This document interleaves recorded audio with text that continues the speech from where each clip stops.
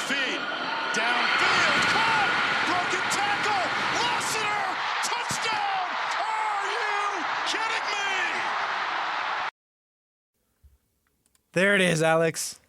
There it is. Welcome to the Saturday Show, 97.5, the KSL Sports Zone. Christian Esparza, Alex Napoles. Alex, you're running on fumes, man. You were producing that BYU post game last night. What a magical moment for the Cougars as Darius Lassiter brings in a pass from Jake Retzlaff. Makes three guys miss on his way to the end zone to put the Cougars up with 10 seconds left, secure the win, and get to 7-0. Alex, I think we can safely assume that might have been both of our highlight for the week. I would probably say that's right. What a magical, incredible evening for BYU. Amazing that they had the opportunity to go down with only 1:13 left on the clock to march down the field, make a couple of big plays. There was a catch made by Chase Roberts that was huge for the drive. There was a run by Retzlaff that was also absolutely fantastic for BYU. And then to top it all off with that 35 touchdown snag from Darius Lassiter to send Lavelle Edwards Stadium into an absolute frenzy. It was phenomenal. Yeah, I mean, and I said already, but Lassiter made three guys miss on his way to the end zone.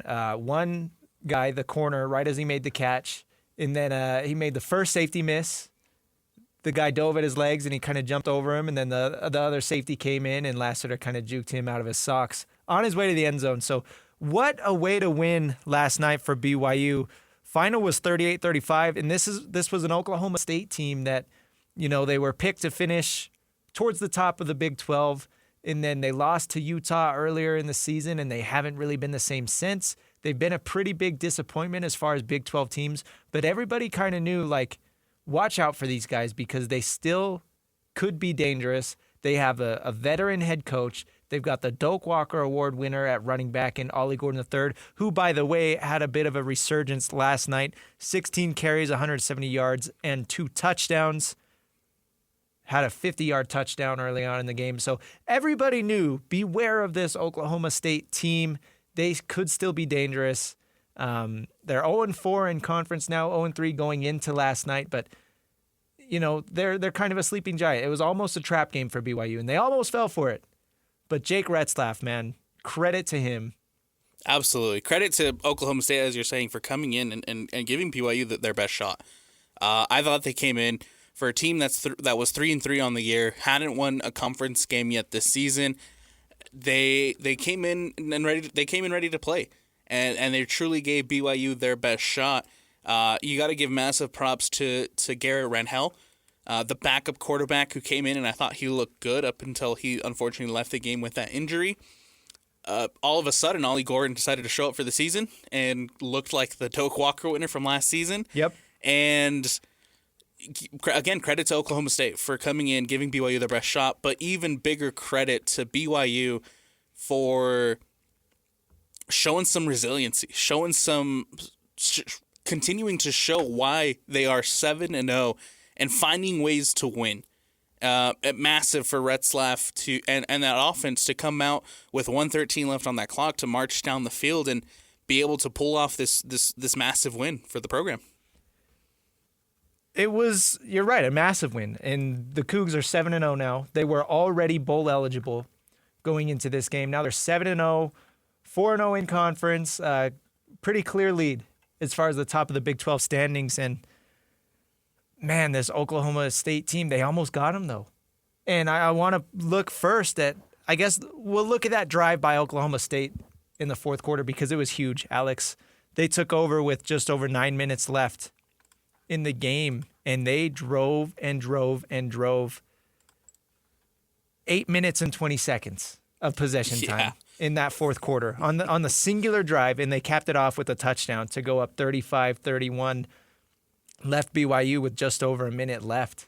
And we talked about this before we went on air.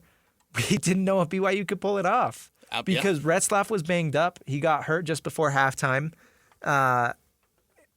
And they didn't have all 3 timeouts, correct? I think they only had 2.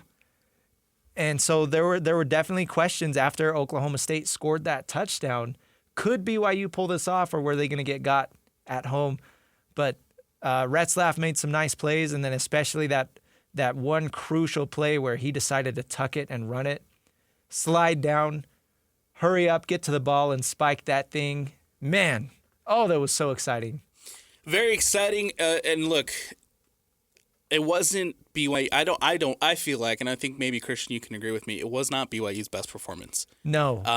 I think defensively they really struggled. I think early in that first half, Retzlaff and that offense kind of had the turnover bug. I mean, not necessarily they were playing bad, but I mean, they were turning the ball over. They threw the 3 interceptions in that first half, and then for BYU to not have their best performance and yet be able to come back, battle back adversity, and continue to fight even with so little time left on the clock and be able to come out with a win. Like I said, it's a massive win, but defensively, I mean, you look at that drive that lasted 8:26 in that fourth quarter. There was a couple of massive fourth down conversions for Oklahoma State. Yeah. And the BYU defense just could not get off that field. And again, not the best of performances, but still massive, massive kudos to BYU for even when you're not playing well, you still managed to pull off a win. Yeah. And that's kind of, I guess, what separates championship teams, right? Like BYU, this was probably the worst game that we've seen them play, at least in a while. And you mentioned the 3 interceptions, 2 by Retzlaff, 1 by Hinckley Ropati on a Wildcat play. That was kind of weird. And it's hard because obviously it's hindsight, right? And if it would have worked out, everybody's saying, "Oh, what a play call by A-Rod." Like he got him. But since it ends in an interception, now we're questioning it. But three interceptions in the first half for BYU, that's not great. And then you're right, allowing Oklahoma State to drive down the field the way they did in the fourth quarter, not a great performance by this defense. But what matters most is they got the win. What matters most is that they're 7-0 now, 4-0 in conference play. And this is something that we kind of saw before. I'm thinking of the Baylor game, where Baylor was driving and they were able to get back in the game and make it really close. And ultimately, BYU did close that out, and they got an interception to ice the game.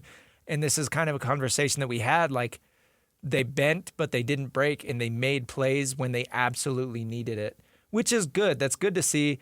But ideally, you'd like to see BYU control the game all the way up until the finish so that they don't have to rely on these miracle moments to pull out the win. Right. And look, I think either way, BYU did in that, especially in that second half. Despite maybe not having the best defensive game, I thought in that second half the offense came back out and played really well. Yeah. You look at the 4 drives that BYU had, and they scored on every single drive. And it's kind of crazy to think that they only had 4 drives in that fourth quarter, in that second half. Yeah. But the touch that you get a touchdown on that first drive by just running the ball. You just ran it down Oklahoma literally, State's throat. They did not pass the ball at all on that drive. I don't think they passed. I think maybe they had 1 pass in the entire third quarter. Yeah. They just ran it down Oklahoma State's throat, and massive kudos to LJ Martin, who I thought looked really, really well. Ropati had some good plays, and the ability to, one of the concerns we had coming into the year for BYU was this running game. But since LJ Martin's been back, I thought the running game has looked a lot better, and LJ Martin has really solidified himself as the running back for this team. It's kind of the same story for both teams, right? We talked about Ollie Gordon having not shown up all year for Oklahoma State. Similar for LJ Martin and BYU. And LJ's been banged up. Okay, so it's not quite the same situation because Gordon has been playing every single game, but LJ has been dealing with a couple different injuries since training camp. But last night, he looked healthy. He played like it. 20 carries, 120 yards, 2 touchdowns. That's 6.0 per. Jake Retzlaff, of course, helping out. 9 carries for 81 yards and a touchdown. And then you mentioned Ropati as well. 6 carries for 47 yards. And then Parker Kingston added 1 carry for 7. So all in all, 36 carries, 255 yards, and that's 7.1 yards per carry for the Cougs. That's awesome, especially when you look at the passing offense struggling in the first half, and then Jake Retzlaff, as I mentioned, got a little banged up there before halftime. Being able to have that ground game was huge, and they don't win that game last night if they're not running the football the way that they did. Oh, and it's absolutely. a little scary because I mentioned Jake Retzlaff got hurt, and he seemed to be favoring that shoulder, but then he was still running the football in the second half. And this is before that game-winning drive when he needed to run the ball, when he put his body on the line. Earlier in the third quarter, they had some designed run plays for him, which I thought was a bit of a curious decision, being as he was a little banged up. But all in all, I mean, getting 255 yards on the ground for BYU, again, they don't win that game last night if it wasn't for their performance on the ground. LJ Martin, again, showed up. Retzlaff doing what he does. He's really good at noticing when he has that space and when he has the opportunity to step out of the pocket, to step up and make a big run. Yeah. There was a couple of big runs for Retzlaff, especially in that last drive where he just cut up that Oklahoma State defense. On the opposite side, I mean, you look at Ollie Gordon, 107 yards, finally looking like the guy who won that Doak Walker Award last year, was one of the best, if not the best, running back last season. And this is a BYU defense who's really good at stopping the run. Yeah. But last night they were not. And again, that just goes back to the defensive struggles of BYU. And, you know, they, despite, again, not having a good night, they did make the plays when they needed to. Ultimately, I think it was a bit of a wake-up call for the defense and the team as a whole. I mean, it's emotional, right? You get that 6th win, you're bowl eligible, you're undefeated, and you kind of have that feeling like we did it. We already have more wins than we had last season. We did it. And then maybe get a little complacent. You have this team that's really been struggling coming in. You've played really well at home so far. So it kind of sets up this trap game scenario, like I said. And I think BYU came out and got punched in the mouth a little bit. I think they got a little dazed by how hard Oklahoma State was swinging, and the defense. You're right. This was the worst performance we've seen from the defense so far this year, but I'd be shocked if they play this poorly again. I think again it's a wake up call. They're going to say, okay, we can't let this happen again. Jay Hill's going to really, really get these guys going. Coach Satake's going to get these guys going. Some of these leaders on the defense, Isaiah Glasker, Crew Wakely, he's going to make sure these guys are straight and saying, hey, you know, our goal is not just the Big 12 championship. Our goal is to make the playoff, win a couple games, and compete for a national title right now. I mean, they're sitting at 7-0. There's no reason that should not be their goal. Absolutely. So I definitely think that the defense is going to come out firing next week, and they're gonna want to remind everybody, like, hey, we're dogs. And I think Kalani Sitake said it best in the post-game press conference, where he was talking about how sometimes on the defensive side of the ball, people were trying just a little bit too much to force the turnover, right? Find the turnover, make the big play, make the exciting play, right? Where you go pick off the ball, you force a fumble, you get the sack or whatever. Yeah. And he said people were just trying too much and sometimes missed their responsibilities. And he doesn't. Obviously, you don't want that. Obviously, he doesn't want that. He was talking about how the team needs to be more disciplined, how the team needs to be, continue to do their 111th on the field. Yeah. And I have to agree with that. BYU has done a really good job of forcing turnovers this year and forcing sacks and getting pressure on that quarterback and making big plays on defense. And so I definitely can see a little bit of players trying to step up to make the big play, but really you just have to make sure that you are doing your assignment and you make the play that you're supposed to make, right? Yeah. And I think that we kind of saw that last night where guys were just either missing tackles or missing assignments because they wanted to make that big play. And I think that's what allowed Ollie Gordon really to kind of get going in this one. Yeah, not just Ollie Gordon. I mean, they were able to get it going with multiple guys on the ground. Rodney Fields came in. I believe he was a freshman. And Ollie Gordon kind of left the game in the fourth quarter. He was hurt. I mean, a lot of guys got banged up in this game, but Fields came in and, I mean, he wasn't dazzling by any means, but he got the yards when they needed it. And that was concerning, allowing a true freshman to come in and carve you up on that final drive. I do want to say BYU did almost get a takeaway on that drive. on Oklahoma State's drive in the fourth quarter. I'm spacing who it was, but there was a near interception. The ball got tipped up. Might have been Harrison Taggart. I think it was Taggart. You're right, and it went right through his arms. He dropped it, and that is a completely different scenario if he does end up catching that, and then the Cougars are able to just run the clock out there. But unfortunately, that's the reality of what did happen is he was not able to bring that interception in. And yeah, Oklahoma State dang near iced this game with an 8-minute drive. So we'll see how BYU's defense responds. But again, I'd be very, very shocked if they come out and get hit in the mouth like they did last night. I'm also curious, and I know, This is a 7-0 BYU team who won last night, and I don't want to get caught up in hypotheticals, but I am curious to see if we're having the same conversation if Garrett Rangel stays in the entire game, because Rangel was running all over that defense. Yeah. They were having a really hard time stopping the QB run with Rangel in the game. Made that huge 54-yard run late in that first half. Where he injured his shoulder and wasn't able to return to the game. So up step Alan Bowman, and Alan Bowman did Alan Bowman things. Yeah. And did not look good. Dude, Bowman was rough. He started off 0 for 5, I think. And they were bad misses. Oh, they were horrible. So I am curious if we're having the same conversation if Garrett Rangel was able to finish the game. Yeah. Are you surprised that Gary Bohannon didn't come in at halftime after Jake Retzlaff got hurt? No, not at all. And I think that's just a testament to Retzlaff. Yeah. It's obvious how much the coaching staff trusts Jake Retzlaff. It's obvious how much this offense, the receivers, the O-line trust Jake Retzlaff.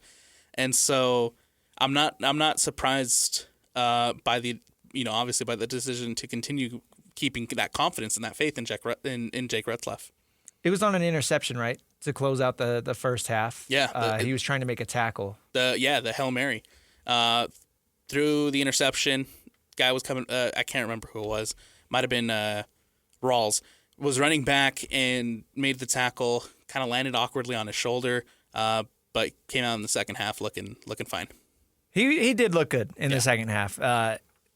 No turnovers in the second half, so that was awesome.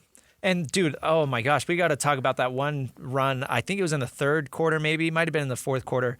It was a designed run where the defensive end came free, and Jake Retzlaff spun him out of his socks. Oh, yeah. He's looking like Michael Vick a little bit. That was awesome, and that was encouraging, and that's kind of what I'm talking about, where it was a little curious that Retzlaff hurt his shoulder, and then they're still calling design runs for him. But at the same time, I guess that means that it wasn't very serious, right? So, yeah, Retzlaff played really well in the second half. The Cougars as a whole, offensively, played really well that second half. Next up for BYU is going to be UCF in Florida. And again, that's a team that people were picking as maybe a surprise contender for the Big 12 title, but they have fallen short of expectations. Based off of what happened last night, even though BYU got the win, I think they're kicking themselves a little bit because that game shouldn't have been as close as it was. And I think that they're going to want to prove a point next week at UCF. No, and you can hear it from the coaching from Satake in the post game press conference, right? He's happy with the win, but he's also very critical of the defensive struggles. He's very critical of the turnovers, and so I like the mentality. I like the way that Satake is approaching that in saying, yes, we'll take the win, we'll celebrate it, but we have to get better. Because he recognizes that job's not done. Yeah. Job's far from done, especially if BYU wants those aspirations of making it into a playoff game.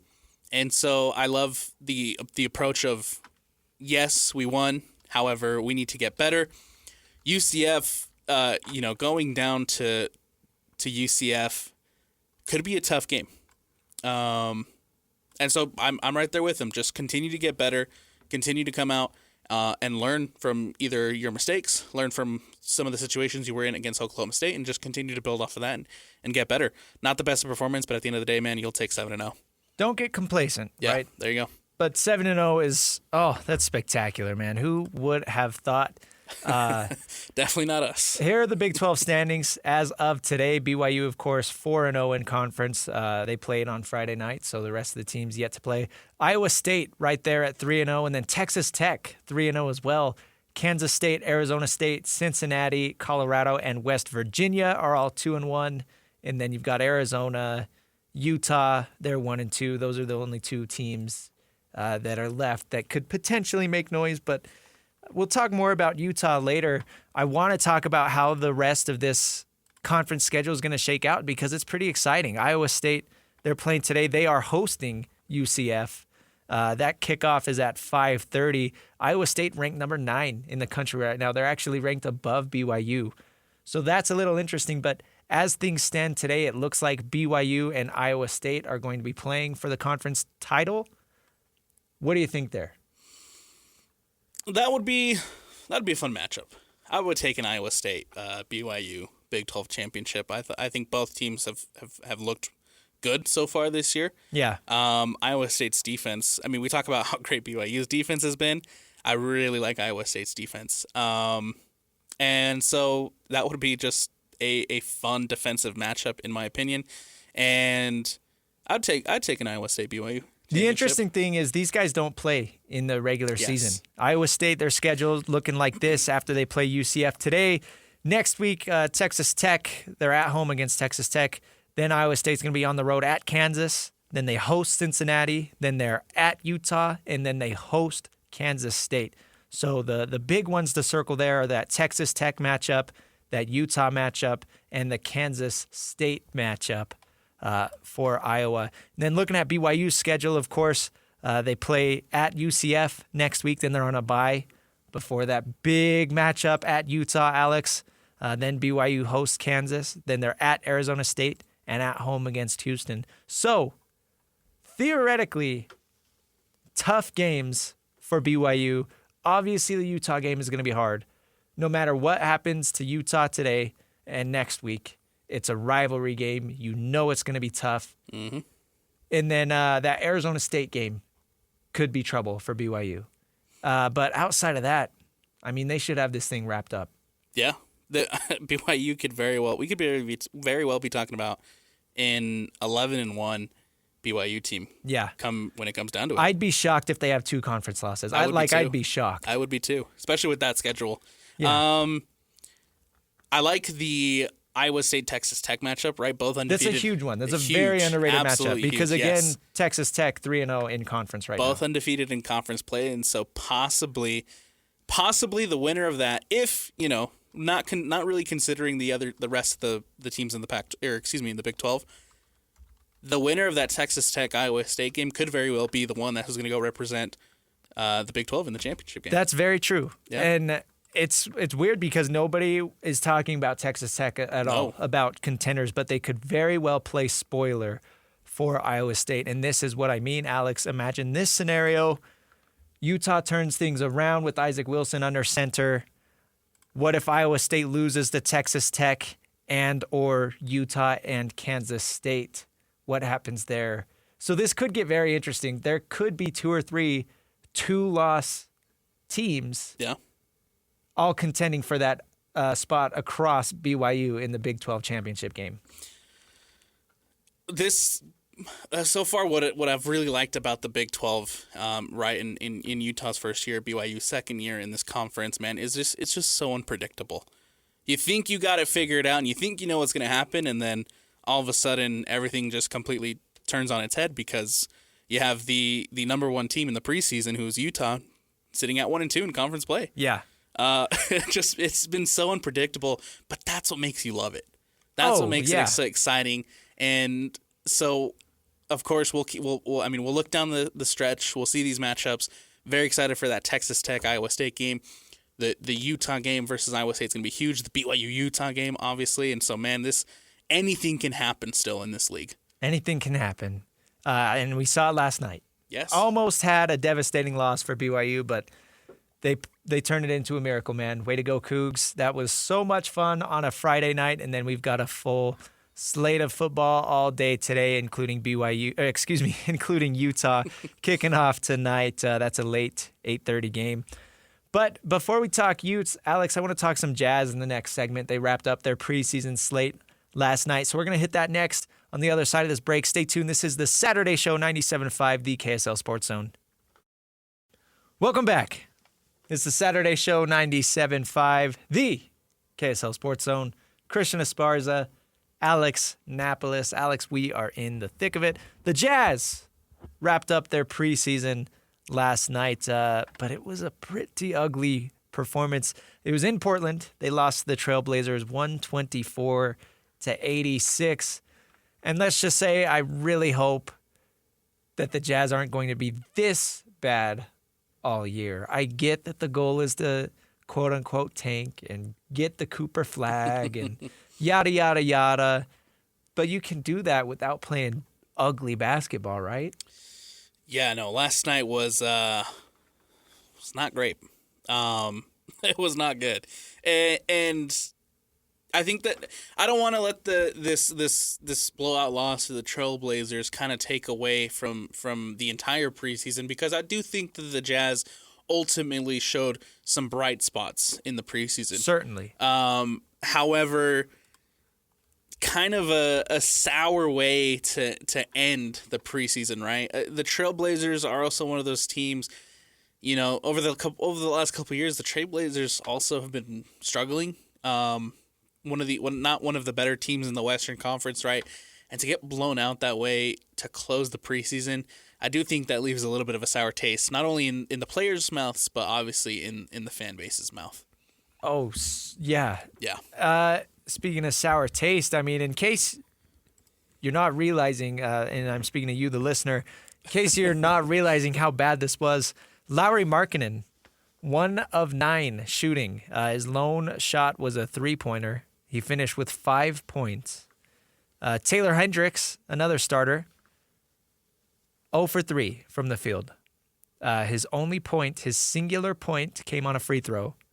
Walker Kessler shot 2 shots. He made one of them. Colin Sexton finished 3 for 8. And then Keontae George, 2 of 5. So really, really poor performance from the Jazz all around. Their leading scorer was Bryce Sensabaugh. Bryce had a good night. 4 of 7, 2 of 4 from 3. That's about what we can expect from him on a night-to-night basis. So, hey, there's a bright spot there, Alex, but it worries me a little bit, and here's my problem with tanking. I get the idea, right? In an ideal world, the Jazz finish with the worst record in the NBA and the best chance to get Cooper Flag or Ace Bailey or one of these slam dunk, can't miss blue chip prospects, okay? But how many teams that routinely pick in the top 5 in any draft, I'm talking NBA, NFL, whatever, how many of those same teams are there year to year, Doesn't it seem like it's always the same teams that are bad, right? It's always the Pistons. Right. How long have the Pistons been a lottery team? Yeah. How long have the Hornets been a lottery team? 100%, Christian. You're right on. You're right. You're spot on.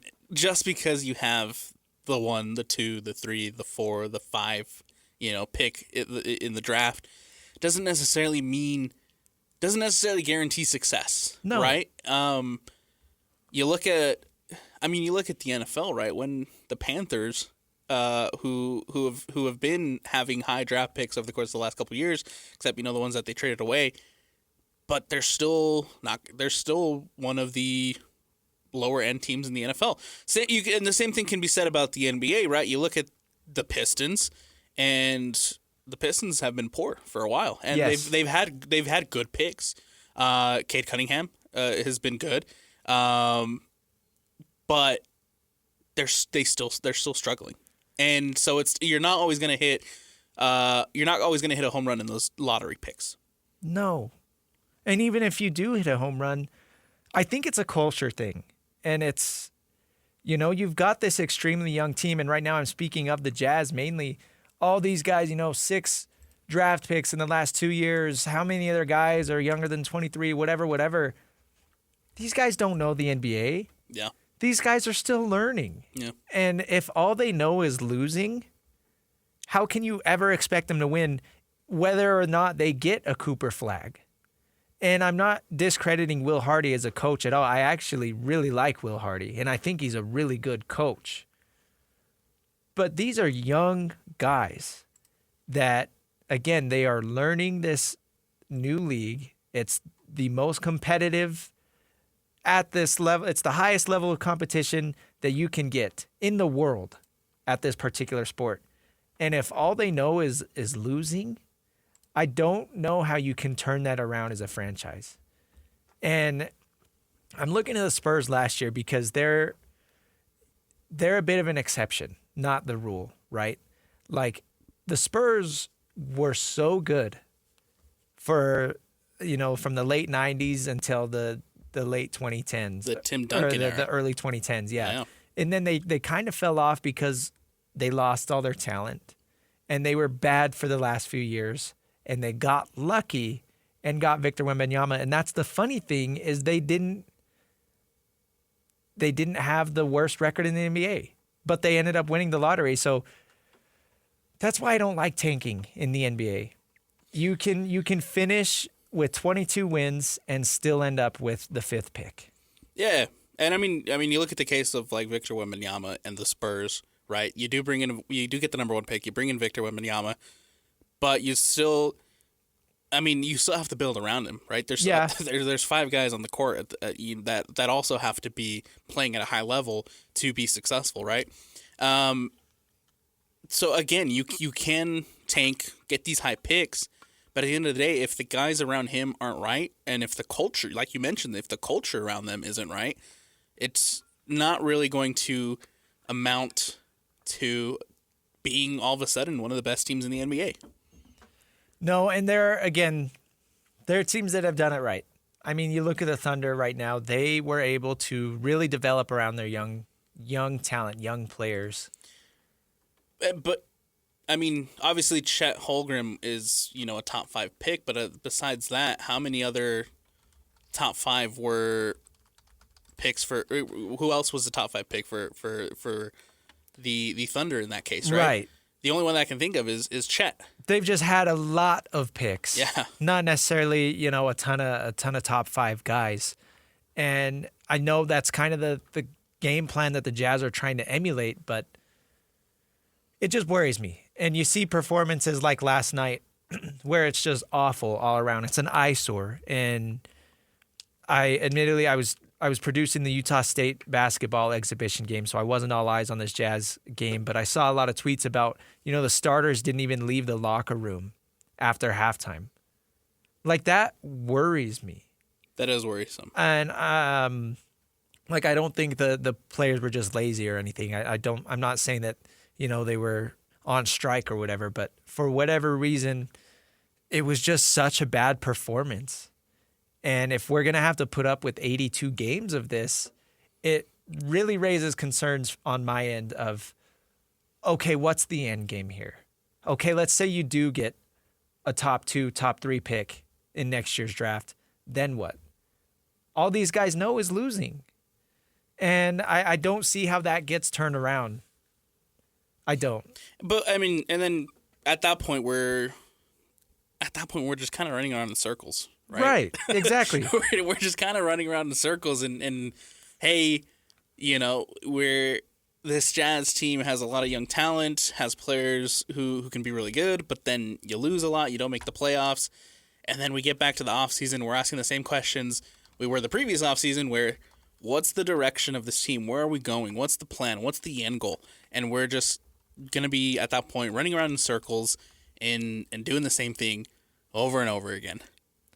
Yeah, well, because, again, you mentioned, like we talk about the Thunder and their blueprint, you got to realize for every one Thunder team where, this kind of plan works out, how many other teams are there that it doesn't work out for? The Wizards are routinely bad. The Pistons, as we talked about, the Hornets. Yeah. Like, these guys, it's an endless cycle, and I don't know how they break it, even with a good coach like Will Hardy. And I think Will Hardy is a far better coach than the coaches on these other teams that I just named. I really do think that he knows what he's doing, especially with his background coming from a winning organization like the Spurs. But it's not just about the coach, especially in basketball, where the locker room and the culture inside the locker room and the players' mentality, night in and night out in such a long season, that is so important to a team, almost more important than the coach. And you need to have guys. I know that's why they brought in somebody like Patty Mills, right, to be a veteran presence in this locker room. But again, I don't see the vision right now, and I'm not trying to overreact to one preseason game. But let's be honest, like we know this is what we're going to be putting up with for the 2024-25 season. We're going to be talking like this every week. Yeah. And like you mentioned, man, like we don't want to overreact to one bad game in the preseason because, like I said, I do think that there was a lot of positives. Let's talk positives. We're getting gloomy. I do think there was some positives coming out of this preseason for the Utah Jazz. Right, there was a couple of good performances from the young guys like Keontae, especially early prior to tweaking that knee a little bit. I thought Hendricks at times looked good and showed moments of being a good player. And so I don't want this one loss to just overshadow all those positives, but to your point, Christian, there is a concern for this team, considering that, of course, the Trailblazers, not the best team, haven't been the best team, and you really struggled against them. Yeah, and it's one thing, it's just an absolute crapshoot on both sides, right? But for the Trailblazers, who are rebuilding as well, they don't have a superstar on their team. For them to come in and just absolutely dominate the way that they did, it is concerning. And, maybe the Jazz are going to have nights like that. And that's what you get with young and consistent players. I mean, they're going to have nights where, Keontae George is going to look like a superstar, or, Cody Williams is going to go off, or whatever. And, of course, they have Lauri Markkanen, and that's a big piece of their future. But their floor is so low, and obviously it's intentional because at the end of the day, that is the plan, is to lose games while developing their youth as much as they can. But the floor is so low. There are going to be a lot of ugly games. Yes. I will say, for anybody that was concerned about the Jazz being too good to end up with the number one pick, maybe those concerns are put to rest. And of course, I mean, obviously, of course, you want to get a good, you want to position yourself to have a good pick in the lottery. But it doesn't come down necessarily to having 1, 2, 3, 4, or 5. It comes down to making sure that you scout the right guys and you find the right guy who's going to come in and be a good fit for your team. Yeah. And I think that's ultimately what's more important than being the first, the second, the third, the fourth, the fifth, whatever pick in the draft, right? It's more about scouting and figuring out who's going to come in, have the right attitude, and be the best fit for the current team that you have, right? Yeah, and again, some of these pieces are nice. Like Keontae George, give him his flowers. I'd say he was probably the biggest star of the preseason for the Jazz. Yeah. And Lauri Markkanen, I mean, we know what he is. He's not going to be playing a ton of preseason minutes, but we know he's a star. He's one of the top probably 20 or 30 players in the league. He's great. And maybe a couple of these other guys can turn into something. Colin Sexton really flashed last year. Maybe he can be a long-term piece for the Jazz. So there are bright spots, but man, last night left such a bad taste in my mouth. And it's just kind of poetic, right? It's the final preseason game, and it's like, buckle up. We're in for a hell of a season. Well, and now we have to sit on this loss until Wednesday when the Jazz open up their season here against Memphis. NBA as a whole tips off on Tuesday. A lot of fun matchups. It's going to be a fun season. I mean, the NBA is fun, and there are some always some things to iron out for every team across the board, right? But it's fun. It's here. How about Karl Anthony Towns on the Knicks last night? That was a pretty good game.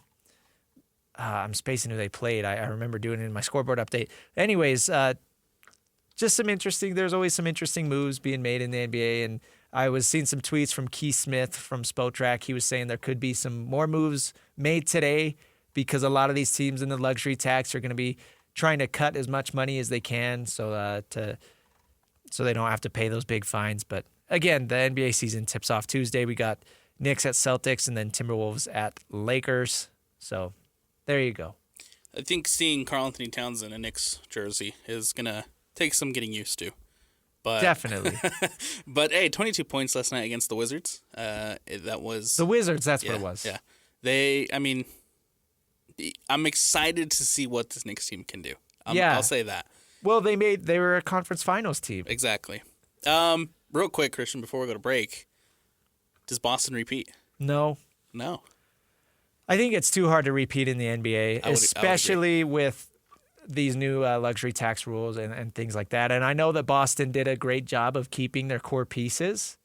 And I know that Jason Tatum, for as much crap as we like to give him, he and Jaylen Brown are great together. And then Derek White, an awesome third guy there as well. But it's just so hard to repeat in the NBA. And there's so much unpredictability night in, night out. I mean, we had the freaking Pacers making a run in the playoffs last year, right?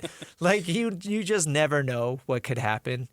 I would say the Celtics are favorites for sure, but there are some good teams. I think the Thunder are going to take a big step forward this year again. And it's funny bagging on the Jazz's plan, seeing as it worked really well for the Thunder. Yes, and absolutely. I know they just lost Isaiah Hartenstein, their big free agency acquisition. He's going to be out for a little bit, but man, they're good. They've got some really good pieces, and I think they're going to be the team to beat in the West. Obviously, the Timberwolves, team to watch out for. I think the Nuggets are going to want to rebound as well. And then who knows? Maybe in the East, maybe Giannis and the Bucks can kind of step up and challenge the Celtics for one last run. But yeah, I don't know. I to answer your question, no. Like you mentioned, it is hard to repeat in the NBA. But I am looking at a team, like you mentioned, the Thunder, to make some noise this year. They showed a lot of really good things last year. I'm excited for teams like Oklahoma City.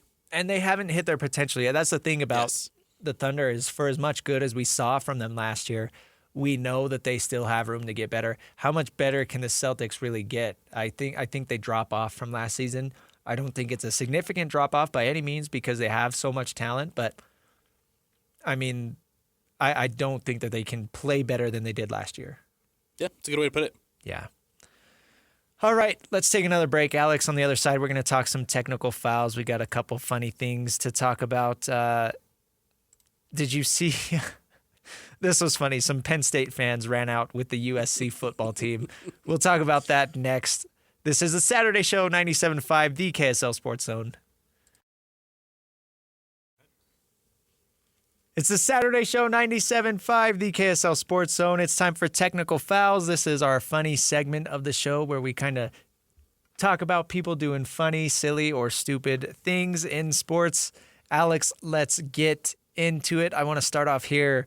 So USC, the football team, had this little thing where fans could pay, I think it was like $1,500 to run out of the tunnel with the football team, but they didn't have any rules or regulations with this. So a smart Penn State super fan paid the money for he and his wife to run out with the USC team, decked out in their Penn State gear. Like, I'm talking mega fans. And so it's really funny. And there were no really like interactions or trash talking with the players. There's some videos of it on social media. It's just really funny watching, you've got this sea of scarlet and gold and then these guys in the navy blue and white. This guy and his wife just running out with the team. I thought that was really funny. I absolutely love it, man. Obviously, it's worth it, right? To throw all that money down to do a little trolling, right? Yeah. To do a little trolling. You get out there, you run out, and the first thing that fans are going to see coming out of the home team's tunnel, your team's tunnel, is a couple of Penn State fans just decked out in their Penn State gear. And I don't think USC had a problem with it either. Nah, I don't think they cared. They got paid. Yeah, they got their booster money. It was cool. And if you want to burn $1,500, go ahead. Like, that's funny. I want to see somebody do it at the BYU Utah game. No. I mean, run out with a bunch of Penn State gear. No.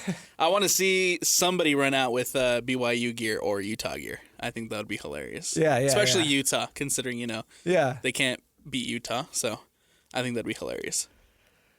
I do have another technical foul. So you heard about the Oregon, the way Yes. that game ended last week. Yes. Dan Lanning sent a 12th man on the field with 10 seconds left Smart man. to basically prevent a big play from happening while also running clock down because the other team ran a play. It took like 6 seconds off the clock or 4 seconds off the clock for basically only a 5-yard penalty. Dan Lanning's willing to say, okay, I'll willingly take this 5-yard penalty to kill some time. Smart move by Coach Lanning. I think that is what separates like good coaching from just an average coach. Yeah. Like knowing, and Bill Belichick did this in the NFL all the time, knowing how to exploit these loopholes as far as the rule book and the clock and things like that. And say what you want about it being dirty or kind of cheap or whatever. Again, you're here to win football games, right? And Dan Lanning did that. Anyways, the NCAA is cracking down on this loophole. They are not going to allow it to happen again. They're changing this rule, Alex. From now on, if a team willingly sends a 12th man out with 2 minutes left in either the first or second half, the team can take the 5-yard penalty and then also choose to reset the clock to the original time. So my question is, you said willingly? Yes. Keyword, willingly? Yes. How do you differentiate willingly and accidental in this case? I think there's a difference, like if they're making a substitution and somebody's late running off the field, right? Right. I think you can clearly tell if a player is out there like lining up. But you're right. There could definitely be some scenarios where, oops. Yeah. We weren't paying attention. Right. My bad. That was yeah. accidental. That was not willingly. That was accidental. Yeah. So I don't know, but I mean, you get your 5 seconds back, and it's basically a replay of downs, right? So it's not gonna like change anything huge by any means. It's just closing this tiny little loophole that was exploited one time. Hats off to Dan Lanning, man. No, I think that's crazy. That's great. Absolutely. For, like you mentioned it, that's what separates the good coaches from the great coaches. Yeah. Is finding ways to win. And I know people are upset, specifically Ohio State fans are upset about the whole situation. But if the rule states it, and that's how it was written out, and you just take advantage of it, hats off. I mean, people talk about the Utah substitution rule on the defensive line all the time and how that allows you to stop the clock for a little bit. If the offense makes a substitution, you have to let the defense match it. Whittingham exploits that all the time. Yes. Yeah. And, it's just situations like that. You use the rules to your advantage. Yes. And I don't think there's anything wrong with that. No, knowing the rule book better than the other coach does, that's their fault. Exactly. And if Ohio State fans want to be mad, they should be mad at their quarterback for running with no time left and sliding. Yeah. Oh, that was so funny. And he gets up like he's confused. It was like that Tom Brady play with the Buccaneers. Do you remember that? It was a 4th down, and he kind of did the same thing. He got up, he scrambled and slid, and then it was a turnover on downs, and there was a meme where he's holding up like the 4 fingers because he thought it was 3rd down. And he was basically wanting an extra down. Oh, man. I remember the Dak Prescott one. Yeah, the Dak Prescott one was funny. Dak did something similar. So, yeah. It happens a lot. It's hard. I mean, it's the game's winding down. It's a big game. But, you got to be smarter than that. I thought he got it. I'm going to be honest. I thought he got it. And, I thought he got down on time and Ohio State was going to come in to kick the field goal and win this game. But, yeah. Man, once I saw those fans running onto the field, I was like, dude, no way.